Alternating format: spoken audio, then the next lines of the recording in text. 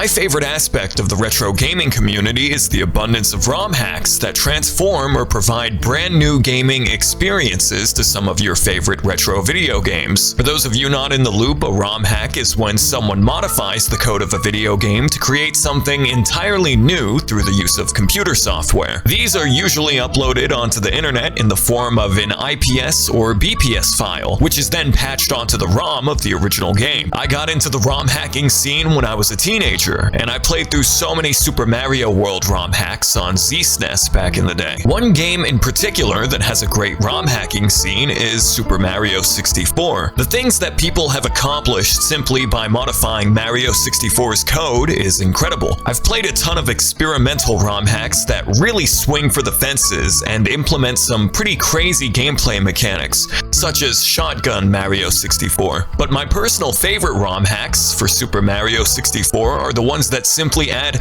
new levels and new experiences to the game. While I can appreciate the ambitious sort of ROM hacks that get freaky with the custom code and mechanics of the game, I'll always prefer the more vanilla flavor type hacks. Which brings me to the topic of this video. Super Mario 64 Sapphire is a ROM hack by Nebula. This is a short, sweet 30 power star hack with a laid-back style and approach to the level design. There are some challenging power stars here and there, but the game overall is pretty breezy. I can definitely appreciate a ROM hack that doesn't inflict testicular torsion on me whenever I play it. I'm getting a little bit ahead of myself here, but I think the Achilles heel of a lot of ROM hacks is that they expect a surgical amount of precision from the player. But thankfully, Super Mario 64 Sapphire subverts a lot of the typical bullshittery that permeates a lot of video game ROM hacks. Boot the game up and immediately I am fascinated by Mario's Groucho Marx eyebrows. Honestly, the bushy eyebrows fit Mario pretty well, but I don't think I've seen this custom model of Mario before in any other hack. You've got this tiny little hub world in Sapphire, which is essentially comprised of a foyer and a room that leads to the final Bowser level. This might just be me, but the hub kind of has an eerie vibe to it. Maybe it's just because we're in a single room removed from the context of the rest of Peach's castle, but the hub room in Super Mario Sapphire has this liminal element to it. There are 4 primary levels in Sapphire: Maple Meadow, Polar Peaks, Lush Lagoon, and Torchlight Temple. Your token grass, snow, beach, and lava levels. While Sapphire doesn't reinvent the wheel with its level theming, each individual level is well designed. The levels here are very compact. The approach to the design is very focused, and it sort of reminds me of a diorama. Each Power Star mission is also fun in spite of this ROM hack's simplicity and brisk pace. I really appreciate the brevity of this hack, and that lends a lot to the replayability too. There's a bonus level in the lobby, which is a neat little slide excursion. Slide levels have also become another genre in the Super Mario 64 ROM hacking community. I recommend you do this one first because you unlock all 3 cap switches by the end of it. The 6th and final level, Bowser in the Gloomy Sea, is not too dissimilar to the Bowser levels you would find in vanilla Super Mario 64. It's really well designed, with some tight precision jumps required of the player to get over these perilous platforms. I also dig the look of this level. The name sums it up perfectly. Maple Meadow is a great opening level. You have a couple of different objectives to accomplish, which is par for the course with most of Mario 64, but I think the compact nature of Sapphire's level design helps each Power Star stand out. In one mission, you're whacking piranha plants down. In another, you're collecting coins while soaring over the clouds with the wing cap.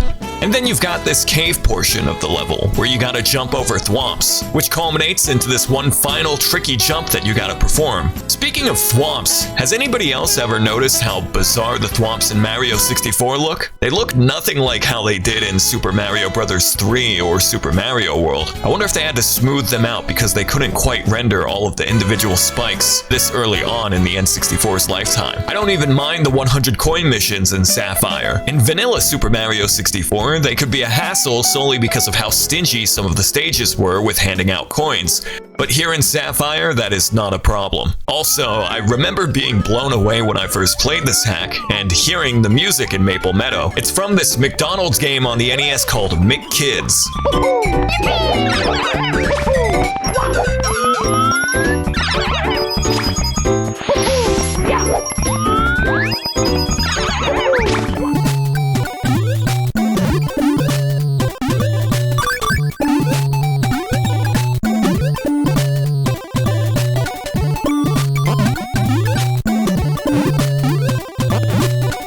things considered, this was a pretty damn good game for a Mickey D's licensed game on the Nintendo. The second level is Polar Peaks, which feels like Maple Meadow but with a fresh coat of snow. I love the texture on the Chilly Billy enemies. They look like a snow cone. I just want to take a chomp out of them. And this exchange with the Mama Penguin got a genuine chuckle out of me. This is probably my favorite level in the game. Snow levels have got to be one of my favorite level themes in platformers, especially when they don't have ice physics. Next up is Lush Lagoon. This is your conventional beach level, and it reminds me of Treasure Trove Cove from Banjo-Kazooie in a lot of ways.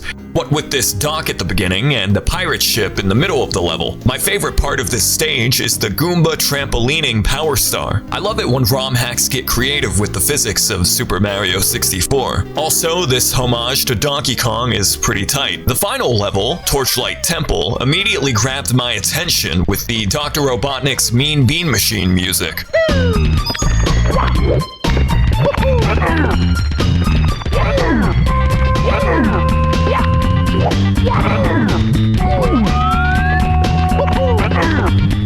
I don't know why, but the walking bass line in this song cracks me up. It sounds really funny in this Mario 64 arrangement too. This is definitely the toughest level in Super Mario 64 Sapphire, but still, nothing too difficult is present here. And the name of this level reminds me of Torchlight 2, the video game. And that's cool because Torchlight 2 is one of my favorite video games. I genuinely think my only complaint with this ROM hack is the HUD.